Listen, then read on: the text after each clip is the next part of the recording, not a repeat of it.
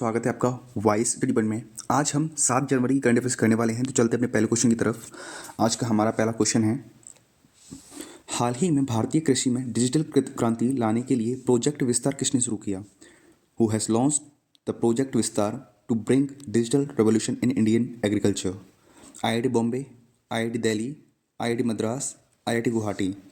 तो इस क्वेश्चन का राइट आंसर क्या हो जाएगा हमारा? Option number A, IIT Bombay.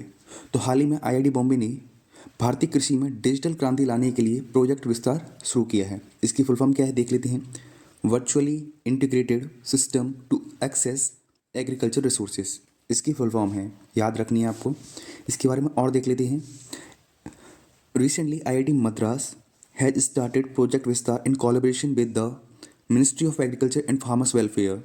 तो जो ये है एक तरीके से जो कृषि मंत्रालय है, इसके साथ में IIT मद्रास ने कोलैबोरेट किया है और एक प्रोजेक्ट विस्तार चालू किया है। The aim of this project is to bring digital revolution. इस प्रोजेक्ट का जो एम है वो क्या है कि एक डिजिटल रेवोल्यूशन लेकर आना है, भारतीय कृषि में डिजिटल रेवोल्यूशन लेकर आना है। This is a digital platform design to enhance agriculture extension. इसका एक तरीके से इसको इस तरीके से डिज़ाइन किया गया है जिससे कि क्या इन्हांस हो एग्रीकल्चर एक्सटेंशन, यानी कि एग्रीकल्चर की जो पहुंच है वो बढ़े।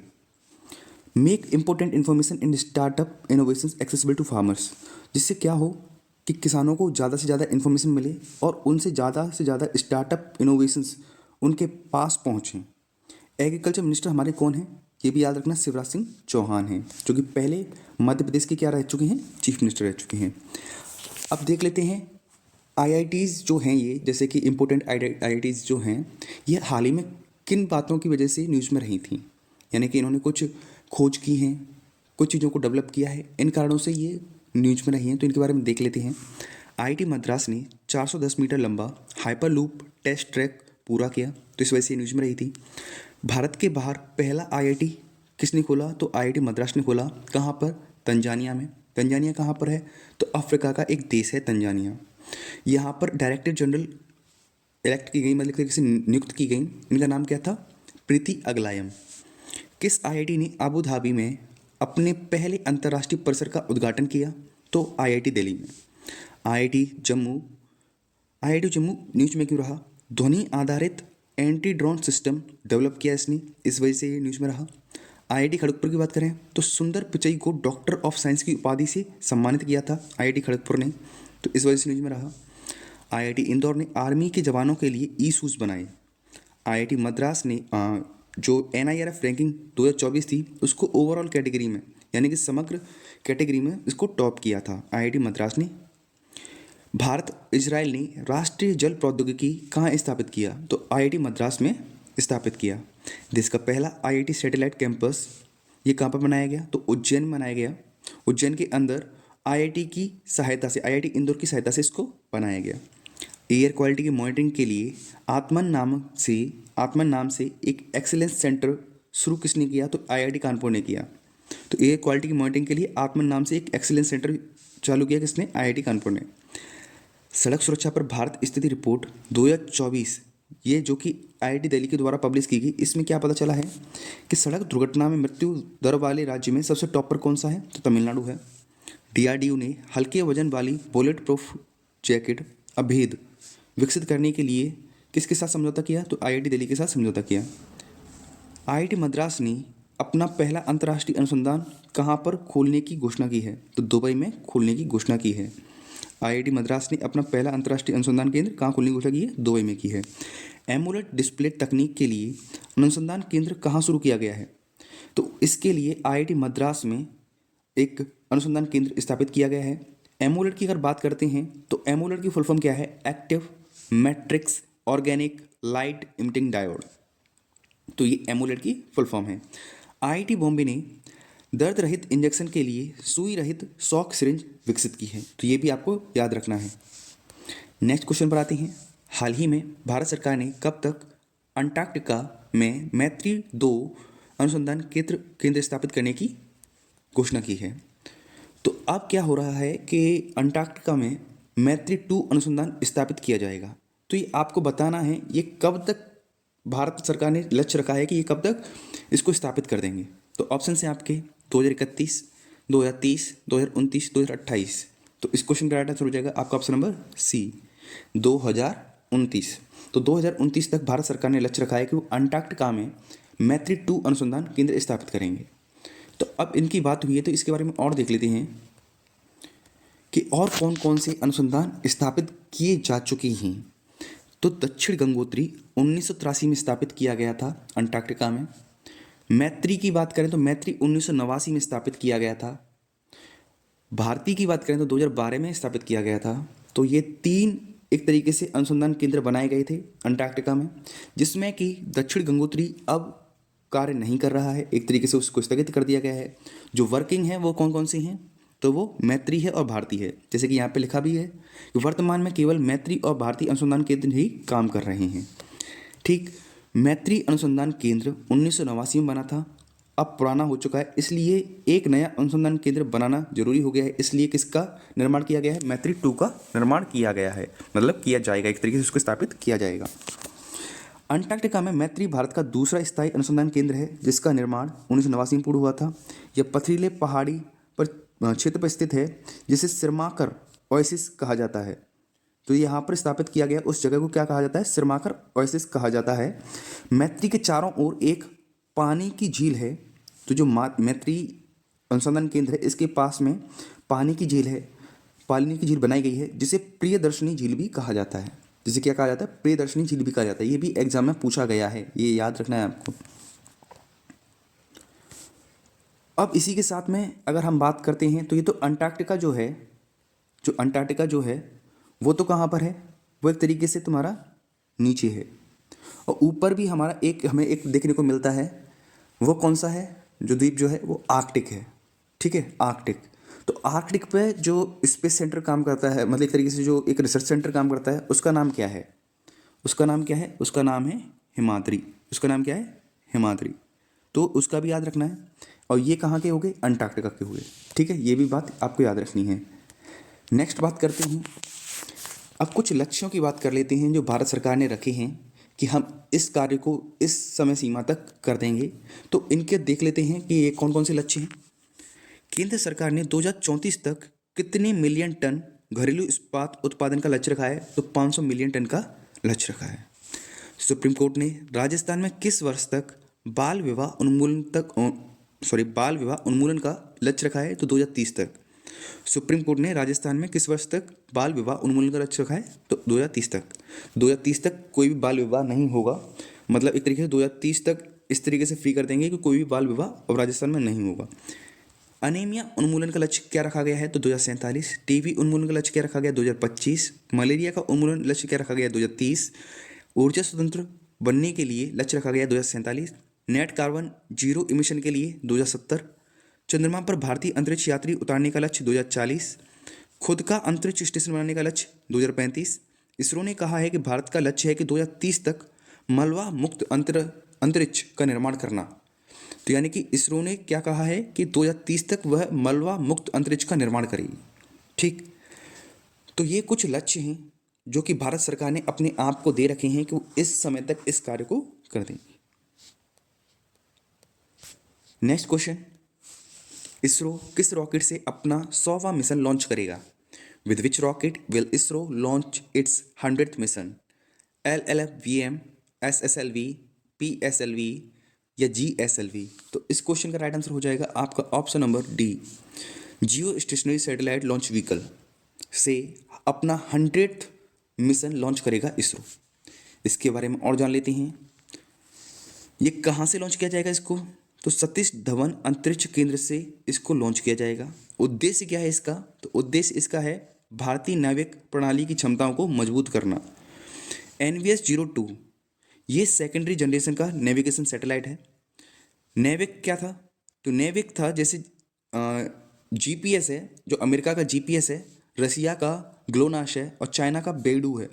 तो ये क्या है, एक तरीके से लोकेशन फाइंडर हैं। तो ऐसे अपने भारत का क्या है, नेविक है। ठीक है, ये लोकेशन के बारे में बताता है। GPS क्या बताता है, लोकेशन के बारे में बताता है। ऐसे नेविक क्या बताता है, लोकेशन के बारे में बताता है। उसी तरह से हमारा नेविगेशन सिस्टम है नेविगेशन विद इंडियन कॉन्स्टलेशन। तो इसकी फुल फॉर्म है नेविक की, नेविगेशन विद इंडियन कॉन्स्टलेशन। अब बात इसरो की हुई तो इसरो के बारे में जान लेते हैं। इसरो की स्थापना 1969 में हुई थी। इसका मुख्यालय बेंगलुरु में है। इसके जो चेयरमैन हैं वो एस सोमनाथ हैं। इनकी एक ऑटोबायोग्राफी बहुत ही ज़्यादा प्रचलित है, बहुत ही ज़्यादा फेमस है, नीलावो कुदचा सिमांगल, जो कि एग्जाम में पूछी भी गई है, तो ये याद रखनी है आपको। रॉकेट मैन ऑफ इंडिया किसे कहा जाता है, तो के शिवन को कहा जाता है। मोटो क्या है इसरो का, तो मोटो है, उद्देश्य है space technology in service of human kind, मानव की भलाई में स्पेस टेक्नोलॉजी इसकी एक तरीके से मोटो है। IEF international astronomical federation world space award ये किसको मिला, एस सोमनाथ को मिला। KPP नामबियर पुरस्कार भी ये एस सोमनाथ को मिला। जॉन एल जैक स्विगर्ट जूनियर पुरस्कार ये इसरो को मिला है। लीफ एरिक्सन पुरस्कार ये भी इसरो को मिला है। Aviation week laureates award ISRO को मिला है। C3 मिशन यानी चंद्रयान 3 मिशन को विश्व अंतरिक्ष पुरस्कार मिला है। अब कुछ मिशंस देख लेते हैं, कुछ जो इसरो के द्वारा मिशन चालू किए गए थे यानी मिशन लॉन्च किए गए थे उनके बारे में देख लेते हैं। तो GSLV F12 के द्वारा NVS-01 उपग्रह लॉन्च किया गया था। SSLV D2 के द्वारा अर्थ ऑब्जर्वेटरी सैटेलाइट 07 जेनोस 01 और आज़ादी सेट 2 को लॉन्च किया गया था। आज़ादी सेट 2 की बात करें, अगर इसकी SSLV D2 की बात करें तो ये सबसे छोटा रॉकेट था, ठीक। PSLV C54 की बात करें तो ये INS-2B सैटेलाइट, PSLV C54 के द्वारा INS-2B सैटेलाइट लॉन्च किया गया था जो कि भूटान का था। PSLV C55 के द्वारा TELIOS-2 को लॉन्च किया गया जो कि सिंगापुर की सैटेलाइट थी। PSLV 56 के द्वारा DSR सैटेलाइट लॉन्च की गई जो वो भी सिंगापुर की थी। PSLV C57 की बात करें तो ये आदित्य L1 को इससे लॉन्च किया गया था जो हमारा पहला सूर्य मिशन था, इसको लॉन्च किया गया था। PSLV C58 की बात करें तो एक्सपोसैट जिसको हम पॉलेक्स और एक्सपेक्ट भी कहते हैं इसको लॉन्च किया गया था PSLV C58 के द्वारा। और देख लेते हैं GSLV F14 के द्वारा इनसैट 3DS उपग्रह को लॉन्च किया गया था। SSLV D3 के द्वारा अब अर्थ ऑब्जर्वेटरी सैटेलाइट 08 और SR0 को लॉन्च किया गया था। मुनाल उपग्रह की बात करें तो ये एक तरीके से नेपाल का है, इसे इसरो लॉन्च करेगा। PSLV C59 की बात करें तो प्रोबा 3 मिशन इसे लॉन्च किया गया। PSLV C60 की बात करें तो स्पीड एक्स मिशन और space docking experiment PSLV C60 की मदद से किया गया और इसको याद रखना बहुत ही ज़्यादा इंपॉर्टेंट है, ये वाला जो हाल ही में हुआ है PSLV C60, ठीक। इसमें क्या है, डॉकिंग और अनडॉकिंग का एक्सपेरिमेंट हुआ था, यानी कि हवा में 2 सैटेलाइट्स को जोड़ने का कार्य किया गया था। UNFCCC की रिपोर्ट के अनुसार भारत ने वर्ष 2020 में ग्रीन हाउस गैस उत्सर्जन करने में कितने % की कमी की है। According to UNFCCC report, by what % has India reduced greenhouse gas emissions in the year 2020? 7.93, 6.93, 5.93 या फिर 4.93। तो इस क्वेश्चन का राइट आंसर क्या हो जाएगा हमारा 7.93। इसके बारे में और देख लेते हैं, इसका हेडक्वार्टर कहाँ पर है UNFCCC का, तो हेडक्वार्टर बॉन जर्मनी में है। COP1 की बात करें यानी कि कॉन्फ्रेंस ऑफ पैरिटी की फर्स्ट मीटिंग 1995 में हुई थी, कहाँ पर, बर्लिन में, जर्मनी के अंदर, ठीक है, जर्मनी में बर्लिन में। जो लास्ट वाली हुई है COP29 ये कहाँ पर हुई है, तो ये बाकू अजरबैजान में हुई है। इस रिपोर्ट में बताया गया है कि भारत में 2020 में ग्रीन हाउस गैसेस के उत्सर्जन में कमी हुई थी 7.93% की। 2005 से 2020 तक 36% की गिरावट आई थी। 2005 से 2020 तक की बात करें तो 36% की गिरावट आई थी, ठीक। ये फैक्ट्स हैं, ये याद रखने हैं। अब COP28 की बात करें तो ये जो है कहाँ पर हुई थी, तो ये UAE में हुई थी। COP27 की बात करें तो ये इजिप्ट में हुई थी। अब जो आगे होने वाली है COP30 ये कहाँ पर होगी, तो ब्राज़ील में होगी। अगर हम बात करें भारत में कोई COP की मीटिंग हुई है कि नहीं, तो हाँ हुई थी, 2002 में हुई थी, 2002 में हुई थी और वो COP8 मीटिंग थी जो कि दिल्ली में हुई थी, ठीक। इससे आगे बात करें तो COP21 ये कहाँ पर हुई थी, ये पेरिस में हुई थी। COP16 का संबंध किससे है, तो बायोडाइवर्सिटी से है। वैसे COP16 ये बायोडाइवर्सिटी वाली बात हुई है, जो लेटेस्ट हुई है ये कहाँ पर हुई थी, कोलंबिया में हुई थी, तो इसके बारे में इतना याद रखना है। नेक्स्ट क्वेश्चन, हाल ही में घरेलू मार्गों पर इन फ्लाइट वाईफाई इंटरनेट सेवाएं प्रदान करने वाली पहली एयरलाइन कौन सी बनी है? Go Air, Air India, IndiGo या स्पाइस जेट? तो इस क्वेश्चन का राइट आंसर हो जाएगा आपका option number B, Air India. तो हाल ही में घरेलू मार्गों पर इन फ्लाइट वाईफाई इंटरनेट सेवाएं प्रदान करने वाली भारत की पहली एयरलाइन बनी है एयर इंडिया। अब बात एयर इंडिया की हुई है तो एयर इंडिया के बारे में जान लेते हैं। तो एयर इंडिया ये टाटा एयरलाइन के रूप में स्थापना हुई है इसकी। इसकी स्थापना 1932 में हुई थी। और किसने की थी? तो JRD टाटा ने इसकी स्थापना की थी। और देख लेते हैं इसके बारे में। Zero waste to landfill award ये किस एयरपोर्ट को दिया गया? Zero waste to landfill award किस एयरपोर्ट को दिया गया? तो तिरुवनंत एयरपोर्ट को दिया गया। उत्तर प्रदेश की पहली एयरलाइन कौन सी बनी? तो संख एयरलाइन बनी। भारत के पहले self powered indoor air quality monitor का अनावरण कहाँ किया गया? तो ये तिरुवनंत इंटरनेशनल एयरपोर्ट में किया गया। और यहाँ इसका नाम क्या था? पवन चित्रा इसका नाम था। ठीक है। नागरिक उड्डयन मंत्रालय ने उड़ान यात्री कैफे को किस एयरपोर्ट पर लॉन्च किया? तो नेताजी सुभाष चंद्र बोस इंटरनेशनल एयरपोर्ट कोलकाता में किया था। उद्देश्य क्या था? एयर पैसेंजर्स को दामों में सस्ते दामों में भोजन और पेय पदार्थ उपलब्ध कराना। 150 गंतव्यों को जोड़ने वाला देश का पहला हवाई अड्डा कौन सा बना? तो इंदिरा गांधी इंटरनेशनल एयरपोर्ट बना। Next question. तो नेक्स्ट क्वेश्चन हमारा क्या है? हाल ही में दुनिया का पहला ऊर्जा साक्षर मिशन शहर बनने के लिए जलवायु मिशन किसने शुरू किया? Who has launch the climate mission to become the world's first energy liberate mission city? इसका राइट आंसर क्या हो जाएगा तुम्हारा? तो राइट आंसर हो जाएगा इंदौर। ठीक। इसके बारे में और देख लेते हैं। Recently, Indore of Madhya Pradesh has launched Indore Climate Mission to become the world's first energy literate city. तो हाल ही में मध्य प्रदेश के इंदौर ने दुनिया का पहला ऊर्जा साक्षर शहर बनने के लिए इंदौर जलवायु मिशन शुरू किया है। उद्देश्य क्या है इसका? तो उद्देश्य इंदौर के सभी नागरिकों को ऊर्जा संरक्षण और टिकाऊ आदतों के महत्व के बारे में शिक्षित किया जाएगा और इसके लिए सहायता ये कर रहा है। एनर्जी स्वराज फाउंडेशन की बात करें तो यह 100 दिन का अभियान रहेगा। लोगों को कार्बन उत्सर्जन घटाने के बारे में शिक्षित किया जाएगा और लक्ष्य रखा जाएगा कि इससे शहर में 10% बिजली खपत में कमी आएगी। सबसे स्वच्छ शहर कौन सा है? तो इंदौर है। 1 जनवरी 2025 से भीख देना और लेना इंदौर में अपराध हो गया है। तो ये भी आपको याद रखना है। ये भी मैंने बता चुका हूँ आपको कि 1 जनवरी 2025 को क्या प्रावधान किया गया था कि भीख देना और भीख लेना इंदौर में अपराध माना जाएगा। सबसे स्वच्छ शहर कौन सा है? इंदौर है। तो ये भी बात आपको याद रखनी है। और इसका जो उद्देश्य है वो क्या है कि 10%, किसका उद्देश्य है ये 10% वाला? जलवायु मिशन का उद्देश्य है कि इससे क्या किया जाएगा? 10% बिजली खपत में कमी आएगी। तो ये इनका लक्ष्य रखा है इन्होंने। अब बात कर लेते हैं कि इंदौर क्यों चर्चा में रहता है। सबसे स्वच्छ शहर इंदौर 1 जनवरी 2025 से, ये पता ही है आपको, मैं बता चुका हूँ। देश का पहला वाटर प्लस प्रमाणित शहर कौन सा बना? तो इंदौर बना। रोबोट को ट्रैफिक कंट्रोल में यूज करने वाला पहला शहर इंदौर। डिजिटल एड्रेसिंग सिस्टम लागू करने वाला भारत का पहला शहर इंदौर।